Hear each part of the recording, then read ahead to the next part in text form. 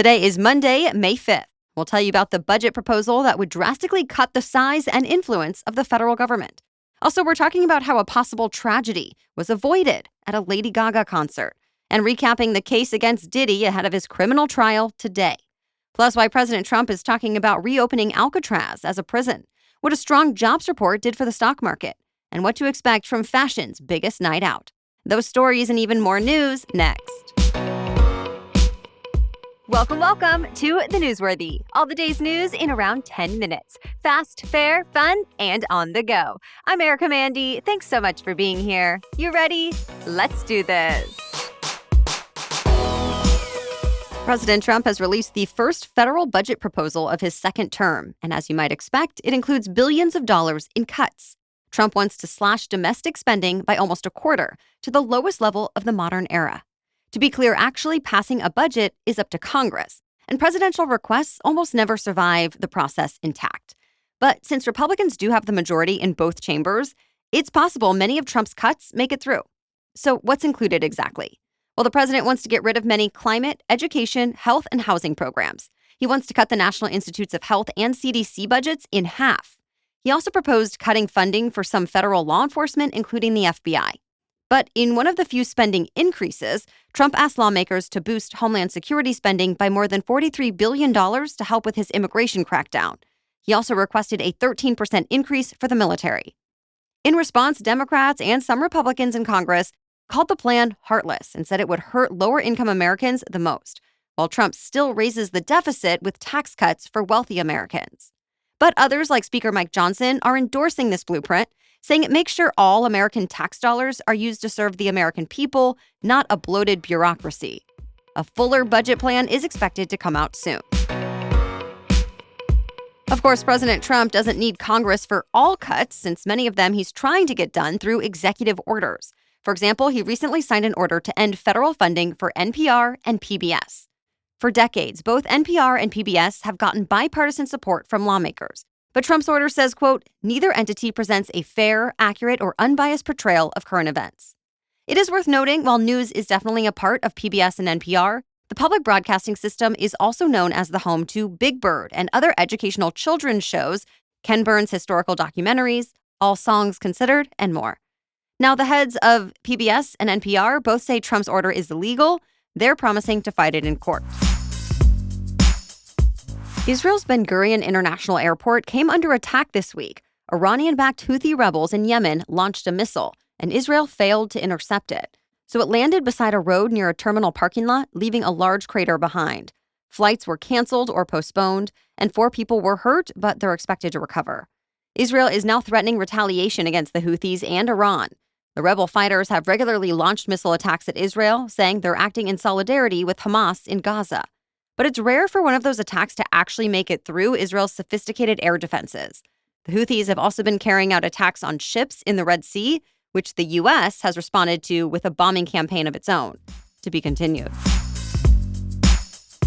Brazilian police say they prevented a bombing that was being planned at a Lady Gaga concert, and at least 2 people were arrested for it. The concert was free on Saturday night at Copacabana Beach. More than 2 million people were there, making it the largest show of Lady Gaga's career. And Brazilian police say that's why it was a target, that apparently organizers wanted to gain notoriety on social media and mainly wanted to hurt LGBTQ+ people. Gaga is an advocate for that community. Authorities say they were tipped off when police uncovered some online chat that encouraged violent behavior using coded language and extremist symbolism. As for Lady Gaga, her spokesperson said they didn't know of any kind of safety concerns before or during the concert. The pop star learned about the threat through media reports the next day. The highly anticipated trial of Sean Diddy Combs starts today. Investigators say the music mogul was also the mastermind behind an elaborate scheme to abuse several victims through sexual assault and intimidation. They also say he subjected employees to forced labor under inhumane circumstances. Plus, there are allegations of kidnapping, drugging, and coercing people into sexual activities, sometimes using firearms or threats of violence. Officially, he's charged with racketeering, sex trafficking, and transportation to engage in prostitution. Diddy is pleading not guilty. His lawyers say, in their client's mind, he was just involved in sexual swinging, which is non-monogamous but consensual. If convicted, Diddy could spend the rest of his life in prison. By the way, this is just the federal criminal trial. It doesn't include the dozens of civil lawsuits that have also been filed. Diddy says those lawsuits are just examples of people looking for a quick payday. In the meantime, Diddy is in jail, where he's been since his arrest nearly 8 months ago. The notorious prison that's now a historical landmark in San Francisco could soon be reopened to house the country's most violent criminals. President Trump called for rebuilding and reopening Alcatraz. In case you're not familiar, Alcatraz housed prisoners like the gangster Al Capone for decades before it closed as a prison in 1963. At the time, the U.S. government said it was too expensive and that it would just be cheaper to build a new institution than to keep it running. But Trump called Alcatraz a symbol of law and order from a time when we were a more serious nation. So far, the White House hasn't shared plans or cost estimates for rebuilding Alcatraz, so stay tuned. The area where Elon Musk runs his space company is now officially its own city. It's called Starbase, Texas, and voters approved it over the weekend. More than 3/5 of the 283 people who were eligible to vote actually work for SpaceX.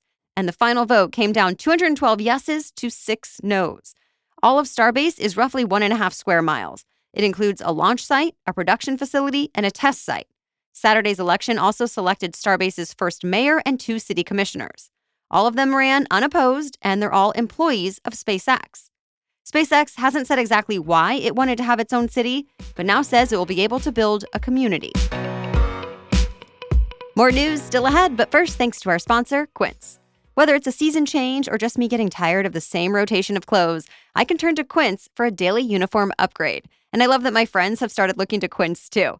In fact, just the other weekend, I noticed how soft my friend's shirt was, and she told me it was Quince thanks to me. It's no wonder, since their pieces are easy, elevated, and somehow will make you feel more put together without even trying. I've even started turning to Quince for other items in my life, like when I needed a new suitcase for my upcoming summer travel. I just got their hardcover carry-on, and I love it. The color and style are beautiful, and the features are super functional and high quality. And yet, Quince is priced 50 to 80% less than what you'd find at similar brands. By working directly with top artisans and cutting out the middlemen, Quince gives you luxury without the markup. Treat your closet to a little summer glow up with Quince. Go to quince.com/newsworthy for free shipping on your order and 365-day returns. That's QUINCE.com/newsworthy to get free shipping and 365-day returns. Quince.com/newsworthy. Now back to the news. Today, there's a good reason to honor Mexican culture, pride, and values. It's Cinco de Mayo. The holiday started in Mexico to celebrate a big and unexpected victory over the French Empire during the Battle of Puebla in 1862. But now it's actually observed more here in the U.S. than it is in Mexico.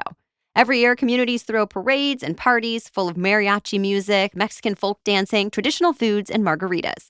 Some restaurants are celebrating by offering freebies, discounts, and rewards.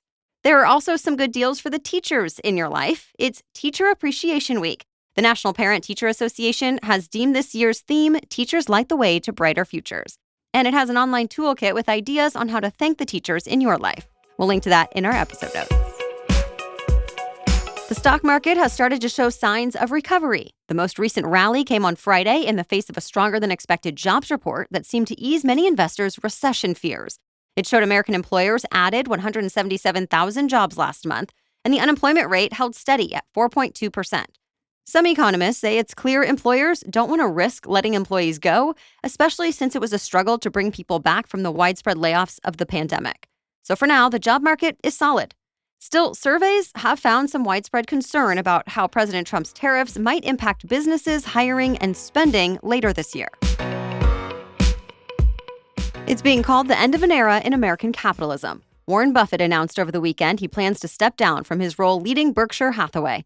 The 94-year-old investment manager and CEO built Berkshire Hathaway from a struggling maker of suit linings into a major economic enterprise worth $1.1 trillion. Along the way, Buffett earned a reputation for making smart, long-term investments in a wide range of mostly American companies. And the company's annual shareholders' meetings have turned into popular events, attracting tens of thousands of investors to Omaha, Nebraska. Near the end of the company's 60th annual meeting Saturday, Buffett revealed his upcoming retirement, and he recommended that longtime executive Greg Abel take his place at the end of this year. Some of the world's biggest fashion icons are getting ready to put some of their best looks on display.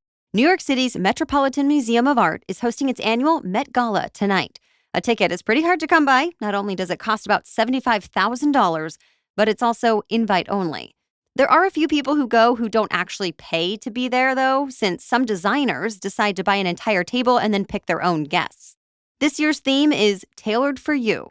It's in connection with the Costume Institute's new exhibition called Superfine Tailoring Black Style. In other words, it celebrates the style and history of the way Black men dress. What actually goes on inside the event is supposed to be a secret. In fact, guests are not allowed to have their phones inside and are discouraged from talking about it. But some A-list celebrities have said it's a night of viewing exhibitions, dinner, and drinks.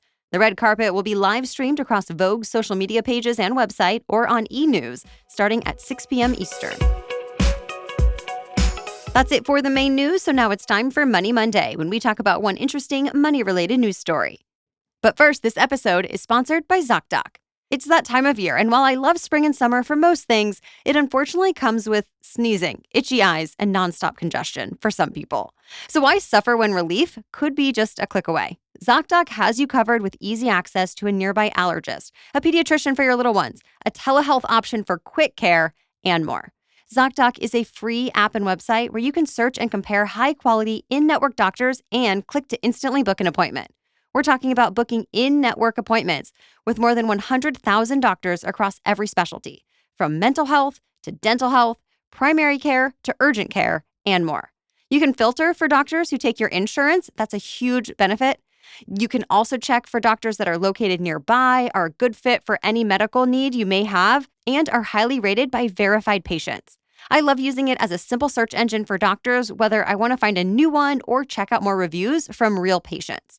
Once you find the right doctor, you can see their actual appointment openings, choose a time slot that works for you, and click to instantly book a visit. Stop putting off those doctor's appointments and go to ZocDoc.com/newsworthy to find and instantly book a top-rated doctor today. That's ZocDoc.com/newsworthy. ZocDoc.com/newsworthy.